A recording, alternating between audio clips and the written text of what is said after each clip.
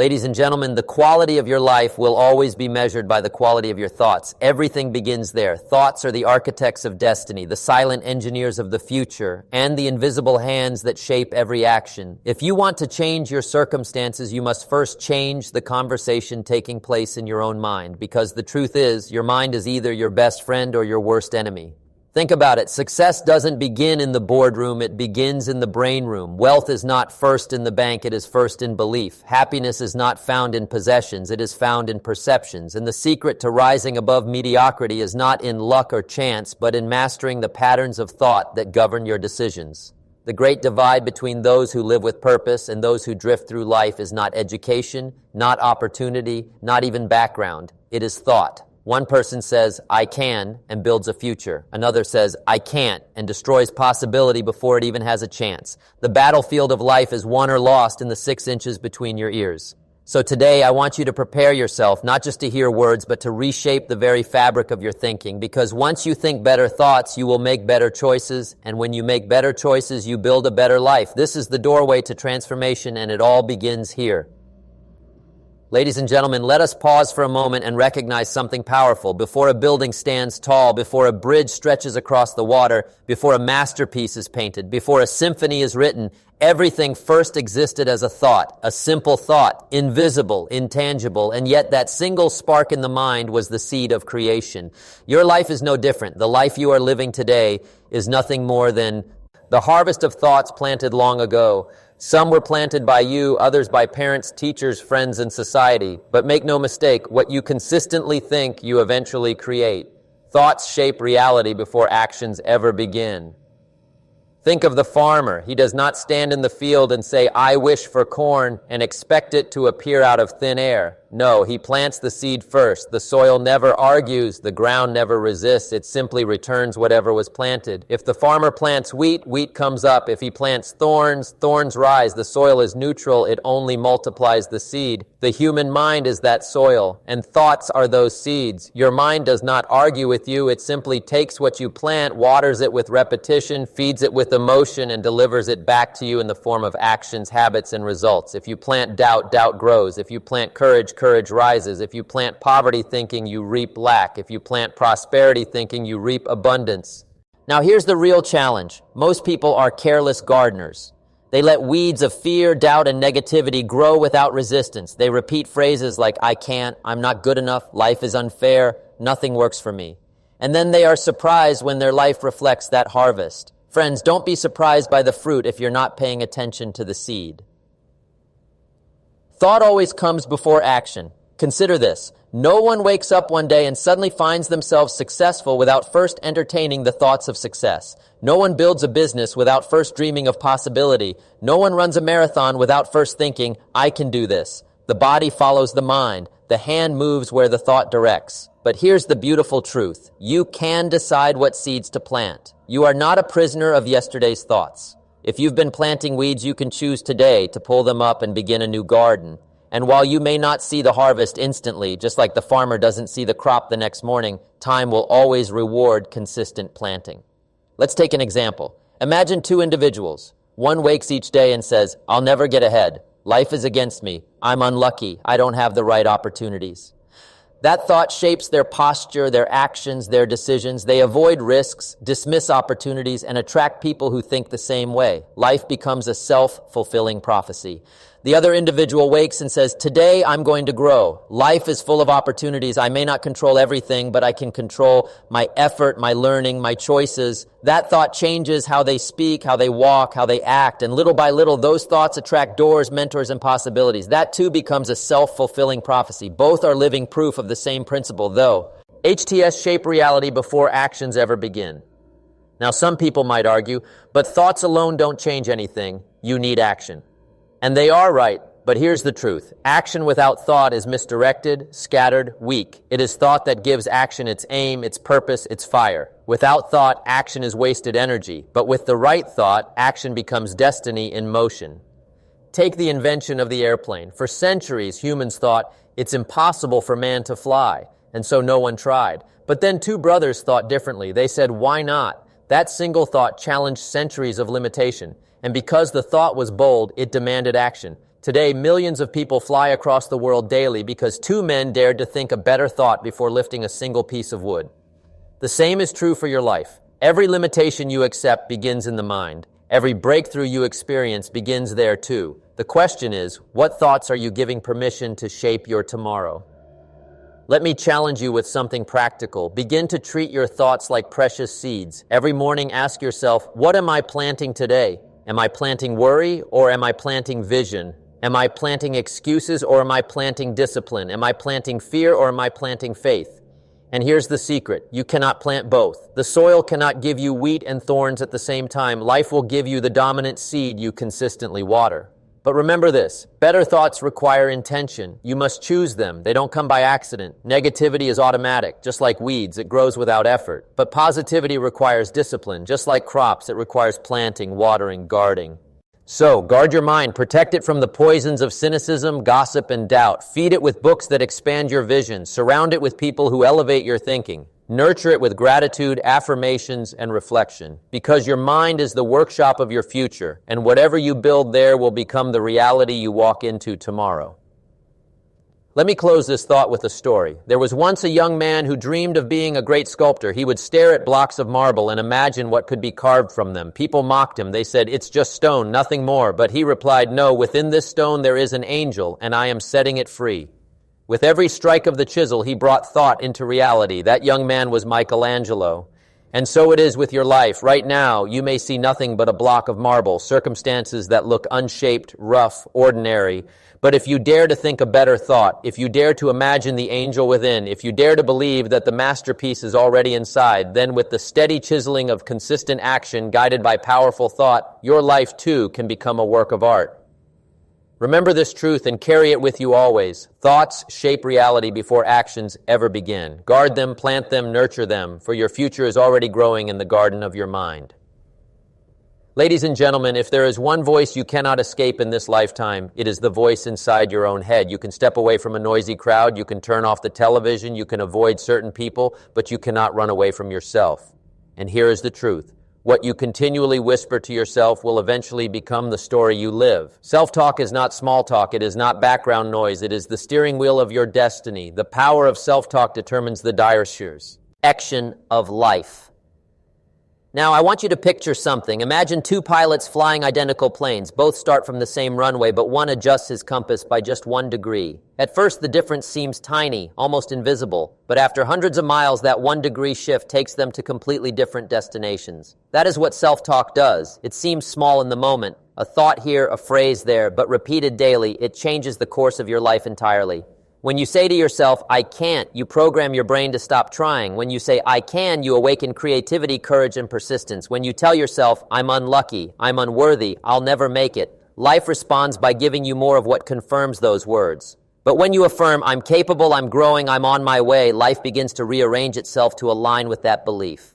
Let's be honest. Many people lose the battle of life not because of the words spoken by others, but because of the words spoken by themselves. The enemy is not out there, it's in here. Some people talk themselves out of opportunities, out of relationships, out of breakthroughs, simply because they let their inner conversation be dominated by fear and limitation. Think of it this way. Self-talk is like planting a flag. Every day you plant flags in your mind, some on the side of victory, others on the side of defeat. And the territory you end up living in is determined by where you've planted the most flags. Now, why is self-talk so powerful? Because your brain believes repetition. It does not distinguish between truth and lie. It simply accepts whatever you repeat often enough. Tell yourself you are strong, and eventually you'll feel strong. Tell yourself you are weak, and eventually you'll live as though you have no strength. It's not magic, it's psychology. The inner dialogue becomes the script of your outer reality. Here's a question for you. What kind of conversation are you having with yourself daily? Because whether you realize it or not, you are always talking to yourself. Even in silence, the mind is chattering. The challenge is not if you talk to yourself, it's what you're saying. There are people who wake up in the morning and immediately begin to poison their day. They look in the mirror and say, "I'm tired, I look terrible, I hate my job, life is too hard." And guess what? Their day unfolds exactly as they predicted. On the other hand, there are people who wake up and declare, "Today is another chance, I'm grateful for what I have, I will find solutions, I am capable of handling whatever comes my way." And sure enough, their day unfolds with strength, focus, and energy. Same 24 hours, same world, different self-talk, different destiny. Friends, success is not only about strategy and action, it's about conversation. The world you build outside is first constructed in the dialogue inside. Now let me illustrate this with a story. A teacher once asked his students to each bring a clear jar and fill it with soil. Then he gave every student 2 kinds of seeds, one for flowers, one for weeds. The instructions were simple. Choose daily which seeds to plant. Some students planted flowers consistently. Others mixed flowers with weeds, and a few didn't care. They dropped weeds day after day. Weeks later, the results were obvious. Some jars were full of beauty, some full of chaos, and some nearly impossible to clean up. Self-talk is exactly like those jars. Every word you repeat is a seed. Flowers are words of encouragement, belief, and vision. Weeds are words of doubt, fear, and limitation. And after enough time, your life will look like the jar you've been planting. But here's the good news. You can start changing your jar today. Self-talk is not permanent. It is programmable. Just as you've learned to tell yourself discouraging stories, you can learn to tell yourself empowering ones. The key is awareness and discipline. Here's how. First, become aware. Catch the negative dialogue as it happens. Don't let phrases like, I'm stupid, I'm unlucky, I'll never succeed, slip by unnoticed. Shine a spotlight on them. Awareness is the first step to change. Second, replace immediately. Don't fight the negative thought. Replace it. If you say, I'm not good enough, quickly add, yet, but I am improving every day. If you say, I can't handle this, replace it with, this is tough, but I am tougher. Third, repeat daily. Just like exercise builds muscle, repetition builds belief. Affirm to yourself every morning, I am capable, I am disciplined, I am worthy of success, I am becoming the kind of person who can handle more. Say it long enough and you won't just be saying it, you'll start living it. You see, the power of self-talk is not about pretending life is easy. It's about giving yourself the strength to face life's difficulties with courage. It's not about ignoring reality. It's about directing your energy toward possibility. Let me remind you, great achievers all had powerful self-talk. Athletes don't walk into the arena saying, I hope I don't fail. They walk in declaring, I am ready, I've trained for this, I will win. Entrepreneurs don't launch businesses saying, this will never work. They say, if anyone can make this work, I can. Leaders don't face challenges with, it's impossible. They say, it's difficult, but it can be done. The common thread is not luck, not talent, not even resources. It is inner language. The way they spoke to themselves gave them the courage to act when others froze. So, my friends, if you want to redirect the course of your life, start by redirecting the course of your conversation. Ask yourself, what am I rehearsing in my mind? What words am I feeding my spirit? What stories am I repeating about my future? Because here's the truth, you cannot speak defeat and live in victory. You cannot declare weakness and expect strength. You cannot curse your life and then hope for blessing. The harvest will always reflect the seed. So decide today to become your greatest encourager. Be the voice that pushes you forward, not the voice that pulls you back. Even when life is tough, speak hope. Even when you stumble, speak growth. Even when you face setbacks, speak resilience. Because the power of self-talk determines the direction of life. And if you change the conversation, you will change the destination. Ladies and gentlemen, life has a way of giving back to us more of what we choose to focus on. If you dwell on problems, they grow larger. If you dwell on opportunities, they multiply. If you dwell on lack, you see more of what you don't have. But if you dwell on gratitude, suddenly abundance begins to show up everywhere. This is one of the unshakable laws of life. What you dwell on expands and multiplies. You see, the human mind is like a magnifying glass. Wherever you place it, whatever you hold it over, it makes bigger. If you hold it over your fears will consume you. If you hold it over your dreams will inspire you. The magnifying glass doesn't choose, it simply enlarges. Your focus determines what grows. Let me put it another way. The mind is like fertile soil. It doesn't care whether you plant roses or weeds. It will give you back more of what you plant. If you plant worry, you'll reap stress multiplied. If you plant vision, you'll reap opportunities multiplied. The soil does not argue. It simply multiplies the seed. And your daily dwelling, your thoughts, your focus, your meditations are the seeds you are planting every single day. Think of the people who dwell constantly on their failures. They rehearse them, they relive them, they retell them. And what happens? The failure multiplies in their mind until it overshadows their ability to try again. On the other hand, think of the people who dwell on lessons learned. They reflect, they extract wisdom, and they move forward stronger. That reflection multiplies resilience and confidence. What you dwell on expands and multiplies. Let's take an example from the natural world. Have you ever noticed how when you buy a new car, suddenly you see that same car everywhere? Before you barely noticed it, but now it seems like every street corner has the exact same model. Did the world suddenly buy your... Let's take an example from the natural world. Have you ever noticed how when you buy a new car, suddenly you see that same car everywhere? Before you barely noticed it, but now it seems like every street corner has the exact same model. Did the world suddenly buy your car overnight? Of course not. What changed was your focus. Your attention tuned your awareness, and now your mind multiplies the presence of what you dwell on. Life works the same way. Dwell on negativity, and suddenly you'll see reasons to be negative all around you. Dwell on possibilities, and suddenly doors you never noticed begin to appear. It's not that the world has changed, it's that your focus has shifted. Now here's where this principle becomes life-changing. Whatever you dwell on not only multiplies in your awareness, it multiplies in your actions. A thought entertained long enough becomes a belief becomes an attitude becomes a habit, and habits create destiny, all because of what you chose to dwell on. Let me give you a story. Two prisoners looked out through the same bars. One saw mud, the other saw stars. Same prison, same bars, different dwelling. One multiplied despair, the other multiplied hope. And years later, one remained broken, while the other became a poet who inspired nations. The difference wasn't circumstance, it was focus. So the question becomes, what are you dwelling on? Every day the mind presents you with options. You can dwell on excuses or on solutions. You can dwell on setbacks or on comebacks. You can dwell on what's missing or on what's possible. And whichever you choose, life will give you more of it. Now, some may ask, but what if life really is tough right now? What if the pain is real? What if the struggle is present? And that's a fair question. Dwelling on hope doesn't mean denying reality. It means refusing to magnify the wrong part of reality. It means acknowledging the storm, but choosing to dwell on the fact that storms end. It means recognizing the obstacle, but choosing to dwell on the opportunity hidden within it.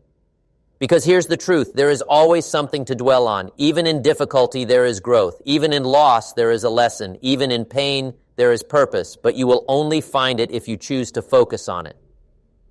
Now let's get practical. How do you ensure you are dwelling on the right things? First, practice gratitude daily. Gratitude is the discipline of dwelling on blessings rather than burdens. Make it a habit to list what you're thankful for every morning. Because when you dwell on gratitude, your blessings multiply in your awareness and you become more receptive to new ones. Second, set your mind on growth. Instead of replaying your mistakes, replay the lessons. Instead of obsessing over what you don't know, dwell on the excitement of learning. Instead of saying, I failed, say, I grew. Because when you dwell on growth, you multiply progress.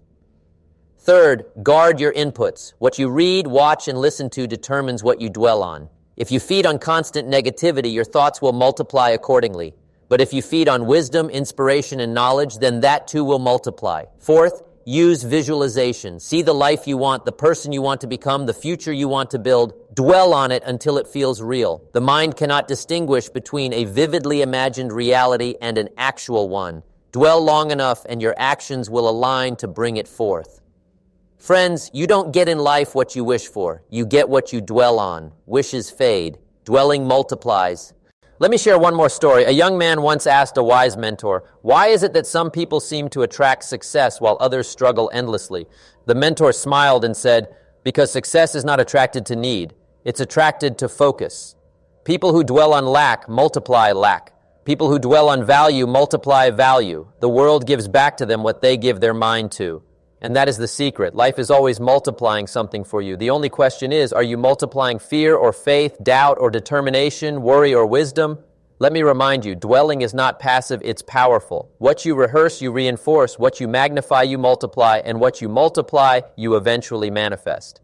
So today, make a decision. No more dwelling on defeat. No more rehearsing the old story of failure. No more magnifying the voice of fear. Instead, dwell on vision, dwell on strength, dwell on solutions, dwell on gratitude. Because when you dwell on these, they will expand, they will multiply, and they will lead you into the future you desire. Remember this principle, carry it with you, live by it. What you dwell on expands and multiplies. And if you dwell on the right things, your life will multiply in the right direction. Ladies and gentlemen, every great life is built on discipline. Success is not an accident. It is the result of consistent, deliberate choices repeated day after day. And yet discipline does not begin with action, it begins with thought. Better thoughts create stronger disciplines. Think of it this way. Before the athlete trains, before the entrepreneur works, before the student studies, there is a thought that says, this matters, this is worth it, I will do it. Without that thought, discipline never takes root. Action is only the branch. Thought is the seed. Too often we admire discipline as though it were sheer willpower. Though some people were born with an iron backbone while others were not. But that is not the truth. Discipline grows out of thinking. If your thinking is weak, your discipline will be weak. If your thinking is strong, your discipline will be strong. Let's imagine two people. Both decide they want to get healthy. The first one thinks, I should probably lose some weight. I don't like how I look. That thought is shallow, temporary, fragile. A few days of effort and discouragement sets in. The second one thinks, my health is my future, my energy is my strength, taking care of my body is honoring my life. That thought is deep, meaningful, rooted. It fuels discipline day after day. Same goal, different thinking, completely different outcome. Better thoughts create stronger disciplines. Now, why is that? Because discipline requires a reason. You cannot simply force yourself to do hard things without a compelling why. And where does the why come from? From thought, from the story you tell yourself about what matters. If you think small, your discipline will be small. If you think big, your discipline will be big. This is why those who transform their lives don't just change habits, they change thinking. The smoker who quits permanently doesn't just think, I should stop. He thinks, I value my life too much to destroy it. The student who excels doesn't just think, I have to study. She thinks, knowledge is my key to freedom. The entrepreneur who builds a thriving business doesn't just think, I want money. He thinks, I want to create value, serve people, and leave a legacy. The deeper the thought, the stronger the discipline. Let me give you an image. Think of a tree. The taller you want the tree to stand, the deeper its roots must go. If the roots are shallow, the first storm will knock it down. But if the roots are deep, it can withstand any wind. Your disciplines are the tree. Your thoughts are the roots. Shallow thoughts produce shallow disciplines. Deep thoughts produce strong, unshakable disciplines. Now, let me be practical. Many people struggle with discipline because they are fighting at the surface. They say, I need to stop procrastinating. I need to wake up earlier. I need to save money. And for a short while they try, but soon the old habits return. Why? Because the thought behind the habit never changed. You cannot sustain new behavior with old thinking. If you think saving money is painful, discipline will be weak. But if you think saving money is building freedom, suddenly discipline gains power. If you think waking up early is suffering, you will quit. But if you think waking up early gives me an edge, you will rise with energy. This is the secret. Discipline is not about fighting yourself. It is about aligning your thinking so discipline becomes natural. When you think correctly, discipline is no longer a burden. It becomes a joy. Let me illustrate with a story. There was once a young man who wanted to learn how to play the piano. For weeks, he forced himself to practice, but every session felt like torture. He told himself, this is hard, this is boring, I'll never be good enough. And soon he quit. Another young man also wanted to learn, but his thought was different. He told himself, every hour I practice, I get closer to creating music that inspires. Every mistake is a step toward mastery. He too faced difficulty, but his thought gave meaning to the discipline. Years later, he became a celebrated pianist. What was the difference? Same instrument, same effort, but different thoughts, and therefore different disciplines. Friends, better thoughts create stronger disciplines, and stronger disciplines create better lives. Now, how do we build this in practice? Step 1, examine your thoughts behind every habit. Ask yourself, what am I telling myself about this discipline? If the thought is negative, this is suffering, this is pointless, this is too hard, then your discipline will collapse. Replace the thought. Find a deeper reason, a meaningful story. Step 2, connect discipline to vision. Discipline without vision is drudgery. Discipline with vision is destiny. When you connect your daily choices to your long-term dreams, the sacrifice no longer feels like loss. It feels like investment. Step 3, speak your thoughts aloud. Words reinforce thoughts, and thoughts fuel action. Begin to say, I love learning. I thrive on discipline. I enjoy the process. Every step I take builds my future. Speak it until you believe it. Believe it until you live it. Step 4, surround yourself with better thinkers. If you spend time with those who complain, you will think small. If you spend time with those who strive, you will think big. And the bigger your thinking, the stronger your discipline. Discipline is not punishment. It is the pathway to freedom. The undisciplined life is enslaved to impulse, circumstance, and regret. The disciplined life is guided by purpose, intention, and vision. But the strength of that discipline comes from the strength of your thoughts. Let me share another image. Imagine a river flowing downhill. If the river is weak, it can be diverted by the smallest stone. If it is strong, nothing can stop it. Your discipline is that river. And what determines its strength? The thoughts that feed it. Shallow thoughts, weak river. Powerful thoughts, unstoppable river. So the challenge is this. Don't just try to act disciplined. Think disciplined. Don't just fight bad habits. Replace bad thoughts. Don't just admire the disciplined. Adopt their thinking. Because once your thoughts are right, your disciplines will follow naturally. Let me close with this reminder. Success is not built in one day, but it is built daily. And the foundation of daily success is discipline. But discipline itself is not a matter of chance. It is the fruit of your thinking. Better thoughts create stronger disciplines, and stronger disciplines create the life you were designed to live. So guard your mind, nurture it with empowering beliefs, feed it with vision and purpose, because if you think better, you will live better. And if you live better, you will leave behind a life that speaks long after you are gone. Yes, friends, this is the principle. Better thoughts create stronger disciplines. Plant the thought, nurture the discipline, and watch your destiny unfold.